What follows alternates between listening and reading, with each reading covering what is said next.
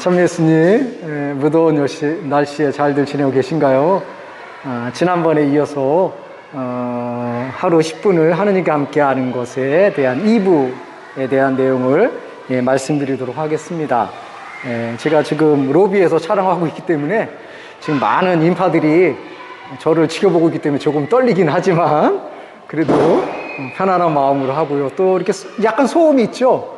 지금 유치원 아이들이 여기 지금 와가지고 재미있는 시간을 보내고 있다 보니까 조금의 소음이 들어갈 수도 있겠지만 너무 신경 쓰지 마시고 저에게 포커스를 맞춰주시면 좋겠습니다.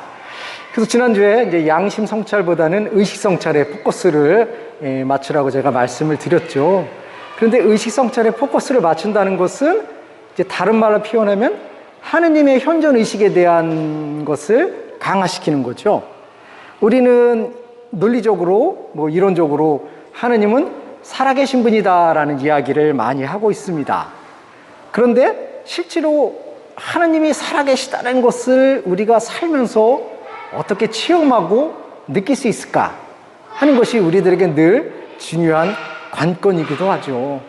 그런데 살아계시는 하느님에 대해서 느끼는 것도 이제 중요하지만 한 걸음 더 들어가면은 그 살아계신 하느님이 나와 어떻게 관계를 맺고 있는가 하는 것이 사실은 더 중요한 거죠. 하느님이 살아계시다는 것, 우주를 이끌어 가시고 역사 속에 함께 하신다는 것도 중요하지만 정말 나에게 더 소중하고 가치 있는 것은 그 살아계신 하느님이 나의 일거수일투족, 내가 살아가고 있는, 내가 숨쉬고 있는 이 공간에서 어떻게 나와 함께 하시고 나를 올바른 길로 이끌어 주시는가 하는 것을 바라보는 것이 우리들에겐 더 중요합니다. 그런데 이것을 우리가 이론적으로 설명할 수 없기 때문에 이제는 우리가 의식적으로 정말 하느님은 나와 함께 계시구나 하는 것에 대한 의식을 강화하면서 이 작업을 해나가는 거죠. 그래서 하루 10분을 하느님과 함께하기 위해선 함께하는 전제 조건은 내가 지금부터 기도를 하는 이 순간에 하느님은 나와 함께 계시다는 것에 대한 의식을 갖는 것이 전제 조건입니다. 하느님이 없다는 의식을 하게 되면 인간적인 사고에 의해서 하루를 정리하고 나의 삶을 생각해 보기 때문에 그것은 나의 생각이고 의견일 뿐이지 하느님은 없는 거죠. 그래서 우리가 하루 하느님과 함께하는 시간을 갖기 위해서는 첫 번째 기도를 시작하면서 하느님, 이 시간 저의 삶을 바라보는데 당신께서 함께 해주시고 당신의 숨은 뜻을 나에게 알려주십시오라는 마음으로 하느님이 현존한다는 의식을 갖고 시작을 하는 거죠. 게다가 하느님은 바로 내 옆에, 내 눈에 보이진 않지만 바로 내 정면에 계셔서 나와 함께 대화하시고 나를 이끌어 주신다는 것을 의식하면서 하는 거죠. 그래서 이제 하느님이 함께 하신다는 것을 의식하면서 눈을 감고 시작을 합니다. 그럴 때 이제 우리의 자세는 자기가 편한 대로 하면 되는 거예요. 보통 이제 우리 신자들은 기도하면은 무릎을 꿇고 해야 된다는 그런 고정관념들이 있는데 그것은 예전 과거의 일이고 오늘날은 내가 가장 편안한 자세를 취하는 거죠. 그런데 가장 편안한 자세는 뭘까요? 눕는 거죠. 눕는 게 가장 편안한 자세인데 누우면 그 다음에 뭐가 떠오르겠습니까? 잠이 떠오르죠. 그래서 눕는 자세가 제일 좋긴 좋지만 우리는 누운 자세로서는 기도를 할 수 없기 때문에 보통은 이제 정자세를 하는 것이 일반적이죠. 물론 나는 그래도 누워도 잠이 안 온다 라고 하시는 분들은 누워서 하셔도 무방할 거라고 생각이 드는데 어쨌든 일반적인 모습에서는 정자세를 취하고 허리를 꼿꼿이 세워야 돼요. 허리를 이렇게 숙이게 되면 잠이 오더라고요. 그래서 저도 많이 졸고 그러는 경험들이 있기 때문에 가능한 허리를 꼿꼿이 세운 자세에서 이제 자기의 의식 성찰을 하면 좋겠습니다. 그래서 의식 성찰을 하면서 첫 번째는 오늘의 삶에 대해서 감사하는 거죠. 지금 이 순간까지 나에게 여러 가지 일들이 있었는데 물론 그 일들 가운데는 나를 힘들게 했던 일, 나를 우울하게 했던 일, 나에게 분노를 일으켰던 일 등등이 많이 있지만 그것을 생각하기 이전에 먼저 오늘 하루 지금 이 순간까지 하느님은 나에게 선물을 주셨다라는 의식, 갖는 것이 중요합니다. 실제로 지금 제 이 유튜브 방송을 들으면서도 숨을 쉬고 제 얘기를 알아듣고 이해할 수 있는 그것 자체가 하느님의 축복이고 선물이죠. 우리는 지금 당연히 이렇게 대화를 하고 말을 알아듣는 것이 자연스럽고 정상적이고 당연한 것이라고 생각할 수 있지만 귀가 안 들리는 사람은 당연하지 않죠. 그리고 눈이 보이지 않는 사람은 당연하지 않은 거죠.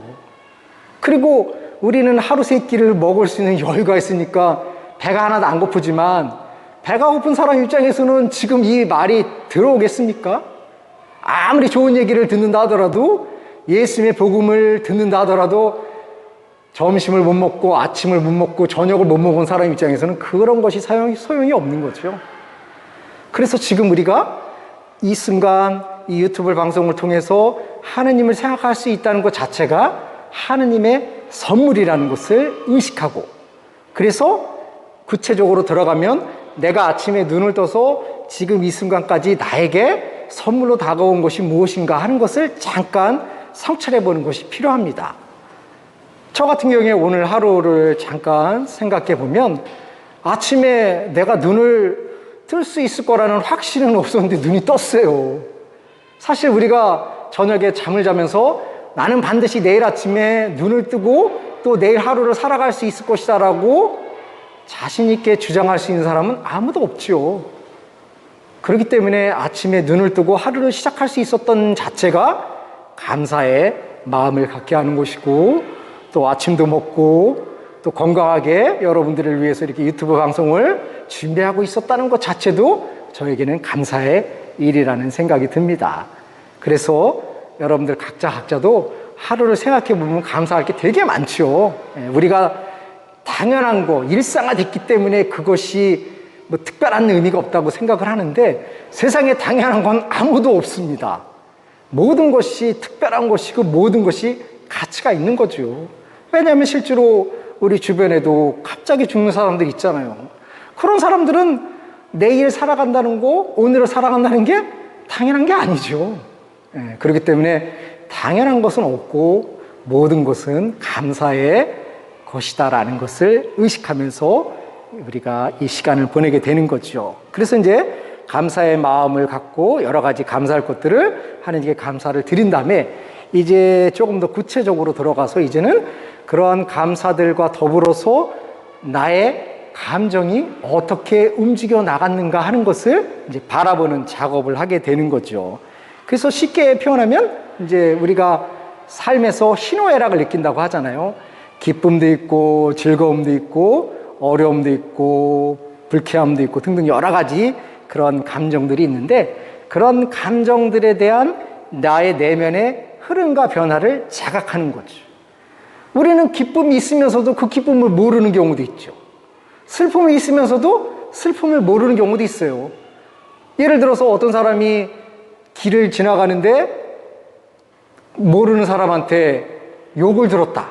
그러면 당연히 분노가 일어나야 되는데 그 욕을 들은 사람은 나는 신자니까, 나는 거룩한 사람이니까 참아야지, 견뎌야지, 이렇게 해가지고 자기 내면에서 분노가 끓어오르는데도 불구하고 나는 분노가 오르지 않아, 그 정도는 난 다 받아들일 수 있어, 예수님은 우리를 위해서 십자가에 못 박혀 돌아가셨는데 이 정도는 아무것도 아니야 라고 하면서 자신을 속이게 되면 곤란한 거지요. 그래서 바로 그런 것들을 우리가 바라보는 것이 바로 자신의 감정을 점검하는 거죠. 그래서 기쁨도 있고 슬픔도 있고 행복감을 느끼는 등등 여러 가지 감정들을 잘 이렇게 바라보는 겁니다. 그런데 그 감정들이 되게 많잖아요. 지금 저는 여러분들이 보이지 않지만 어쨌든 여러분들이 제 정면에 있다고 생각을 하면서 제가 느끼는 감정은 이 시간 빨리 끝나야 되겠다, 불안하니까 어떻게든지 잘해야 된다, 신자들이 나를 바라보고 있는데 이 신자들의 기대에 부응하기 위해서는 잘해야 되는데 하는 마음이 올라오니까 저의 감정은 약간은 떨림도 있는 거죠. 왜냐하면 내가 신자들에게 그렇게 잘한다는 것을 인정받아야 된다는 그런 압박감도 느껴지기 때문에 여러 가지 감정들이 제 내면에 있는 거지요. 그래서 그런 희노애락의 여러 가지 감정들이 있는데 그 감정들을 이제 잘 살펴보고 그 중에서 자신에게 특별한 의미를 주거나 아니면 강렬하게 자신의 감정을 휘어잡는, 또는 나는 정말 이건 생각하기 싫어 라는 그런 것들이 있을 거예요. 그런 것들이 바로 이제 오늘 하루를 마감하면서 내가 생각해야 될 부분이라는 거죠. 감정이라는 것은 옳고 그름의 문제가 아니라 내가 인간으로서 느끼는 자연스러운 것이기 때문에 여기에는 정당성, 옳고 그름에 대한 평가를 내릴 필요가 없는 거죠. 그런데 이제 많은 사람들은 자기 감정에 대해서 이거는 옳은 것이고 이거는 옳지 않은 것이다 이렇게 평가를 내리는데, 감정은 윤리적인 판단의 근거는 아니죠. 예를 들어서 옆집 사람이 복권이 당첨돼서 1억을 벌었다고 합시다. 그럼 그 얘기를 딱 들었을 때 여러분들의 감정은 어떨까요? 와, 너 정말 축하해 라는 감정도 있을 수 있지만, 한편으로는 가장 중요한 감정이 뭐겠어요? 지금 우리 유튜브 보시는 분 어떤 느낌일까? 부럽잖아요. 부럽잖아. 하느님은 왜 나한테는 그런 기회를 안 주시고 왜 옆집 말에게만 줬을까 하는 그런 부러운 마음들. 그런데 그런 부러운 마음들이 한 걸음 더 들어가게 되면은 적개심이 생길 수도 있어요. 왜냐하면 나는 열심히 신자로서 살아가고 있는데 그 마리아 씨는 냉담하고 성당도 제대로 안 나오는데 왜 그런 축복이 가는 거야? 라는 생각이 올라오면은 분노도 올라올 수 있고 적개심도 올라올 수 있죠. 그런데 이런 마음들이 올라올 때 나는 신자니까 참아야 돼, 이런 감정을 없애야 돼, 막 이렇게 스스로를 억압하고 그런 감정이 없었던 것처럼 하는데, 그럴 필요는 없다는 거죠. 이것은 내가 인위적으로 조작하거나 만드는 것이 아니라 내면에서 올라오는 것이기 때문에 내가 지금 분노가 있구나, 내가 지금 부러운 마음이 있구나, 이런 감정들이 있다는 것을 인정하고 그 감정들을 잘 바라보는 게 중요하다는 거죠. 그래서 내가 소유하고 있는 감정은 옳고 그름의 문제가 아니라 인간으로서 내가 느끼는 자연스러운 현상이기 때문에, 다만 이제 그 감정들이 어디로부터 기원이 됐고 그 감정들은 어떻게 내가 풀어나가야 되고 그 감정 속에서는 하느님께서 나를 어떻게 인도해 주시는가 하는 것을 찾는 작업이 우리들에겐 더 중요한 거죠. 때로는 우리가 적개심이 올라가지고 사람을 죽이고 싶은 마음이 올라올 수도 있어요. 뭐 부부간에도 그러잖아요. 부부 가장 사랑하는 사람인 경우이지만 그럼에도 불구하고 이 인간 때문에 내 인생이 망가졌다라든가, 어떻게 이 인간이 나를 이렇게 할 수 있어, 이런 것 때문에 뭐 분노가 확 올라오고 심해지면 적개심이 올라오는 경우도 있죠. 그런데 그것은 내가 인위적으로 만든 것이 아니라 내가 느끼는 것이기 때문에 그것은 전혀 문제될 거 없습니다. 그래서 다만 그 감정들을 내가 잘 바라보고 그 감정의 근원이 무엇이 있는가, 그래서 그 근원적인 것들을 찾아보는 것이 굉장히 필요합니다. 그런데 우리는 인간이라는 존재는 망각의 존재이기도 하지만 이성적으로는 내가 체험했던 거, 내가 기억했던 것을 잃어버릴 수 있지만 몸은 잃어버리질 않아요. 몸으로 다 기억을 합니다. 이제 그런 것들이 이제 보통 이제 심리학자들은 이제 무의식의 세계라고 하잖아요. 그래서 우리가 의식성찰을 하다 보면 그 무의식의 세계도 이제 끌어올리는 작업을 하게 되는 겁니다. 내가 그동안 생각하기 싫어서 저 밑바닥에 처박아뒀던 것들을 이제 자연스럽게 끌어올리는 거죠. 근데 그 자연스럽게 끌어올리는 그 과정은 굉장히 괴롭습니다. 하지만 그것을 끌어올리는 과정은 괴롭지만 나의 힘으로만 그걸 끌어올리려고 하면 어렵지만 그 안에 하느님이 함께 하시고 계시다는 의식으로 그것을 끌어올리게 되면 그것은 나의 역사와 더불어서 하느님께서 함께 하시는 역사가 되기 때문에 우리는 그런 것들을 잘 받아들일 수 있는 용기가 생기게 되는 거지요. 그래서 나의 그런 어려운 감정들 뿐만 아니라 나의 바람이라든가 나의 갈망들도 있을 겁니다. 너무 부럽다. 쟤네는 어떻게 이렇게 행복하게 살까? 이런 감정들도 내가 느끼는 것이고, 그래서 나도 행복해졌으면 좋겠어. 나도 돈 1,000,000원 벌었으면 좋겠어. 라는 그런 자연스러운 바람들도 잘 끌어올리는 거죠. 그래서 왜 나는 그런 것들이 필요할까? 물론 이제 경제적인 어려움 때문에 그런 것들이 필요할 수도 있지만 그것은 굉장히 표면적인 것이고, 한 걸음 더 들어가서 무의식 속에서는 내가 도대체 왜 그런 것들에 대해서, 물질적인 것에 대해서 부러워하고 때로는 상대를 미워할까 하는 것을 바라보는 것, 이것이 우리 의식성찰에서 중요한 작업이라고 할 수 있습니다. 오늘은 여기까지만 하겠습니다. 감사합니다.